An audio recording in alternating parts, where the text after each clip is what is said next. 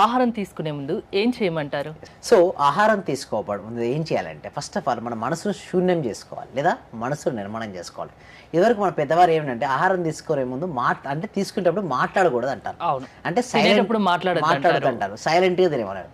ఎందుకు ఇంకోటి సైలెంట్? తినే ముందు కూడా దేవుడికి మొక్కుకొని తినమంటారు. అన్నం పరబ్రహ్మ స్వరూపం, సో దైవంతో సమానం అన్నమాట. సో అక్కడ ప్రశాంతంగా ఉండాలి. నేనైతే క్లాస్కి ముందు ఏం చెప్పిస్తాను, మా క్లాసెస్లో కొద్దిసేపు మెడిటేషన్ కూడా నేర్పిస్తాను వాళ్ళకు. ఆహారం తీసుకునే ముందు ఎలాంటి మెడిటేషన్ చేయాలో క్లాసెస్లో చెప్తాను మేడం. సో ఎప్పుడైతే అలాంటి మెడిటేషన్ కనుక వాళ్ళు చేస్తే ఏమవుతుందంటే మనసు ప్రశాంతం అవుతుంది. మనసు ప్రశాంతమైనప్పుడు ఏమవుతుంది, ఆహారం తీసుకుంటూ సంకల్పం చెప్పుకుంటూ ఆహారాన్ని నమలాలి. ఎలా అంటే చాలామంది ఆహారం ఎట్లా తీస్తారంటే తీసుకొని మింగుతుంటారు, అంటే డైరెక్ట్ తింటారు. Yes, thank you so much. ఇట్లా ఆహారాన్ని డైరెక్ట్గా మింగకుండా నమిలి తినాలి.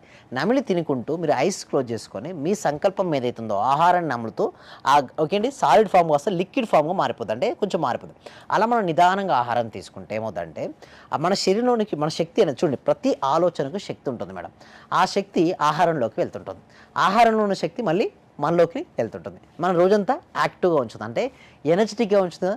మంచి ఆలోచనతో కనుక ఆహారం స్వీకరిస్తే వారంతా కూడా ఎనర్జెటిక్గా ఉంటారు. ఒకవేళ పాజిటివ్ ఆలోచన లేకుండా నెగిటివ్ ఆలోచనతో కనుక ఆహారం తీసుకుంటే అది ఏమవుతుందంటే ఆహారం సరిగ్గా అరగదు మేడం ఒకటి.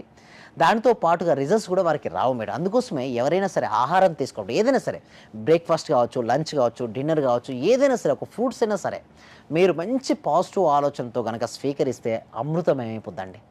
అంటే తనకి శక్తి వస్తుందండి, అంటే ఆలోచన వలన అత్యంత శక్తి వస్తుంది. అందుకోసం నేను ఏం చెప్తున్నా, ముందుగా ఐస్ క్లోజ్ చేసుకొని కాస్త సమయం ధ్యానం చేసి ఐస్ ఓపెన్ చేసి మన కంటి ద్వారా వచ్చిన ధ్యాన శక్తిని ఆహారంపై ప్రసరించేలా చూసుకోవాలి. అప్పుడు ఏమవుతుంది, అది ఒక అమృతమయంలాగా అయిపోతుంటుంది.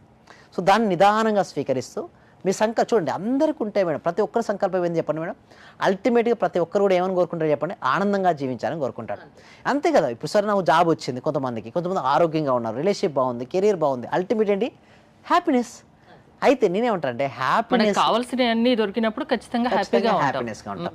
సో మనం ఎప్పుడు కూడా తీసుకునేటప్పుడు కనుక మనం నిజంగా నా జీవితంలో అన్నీ వచ్చాయని సంతృప్తితో కనుక మనం సంతృప్తితో భోజనం చేస్తే మంచి మంచి ఐడియాస్ వస్తాయి మేడం.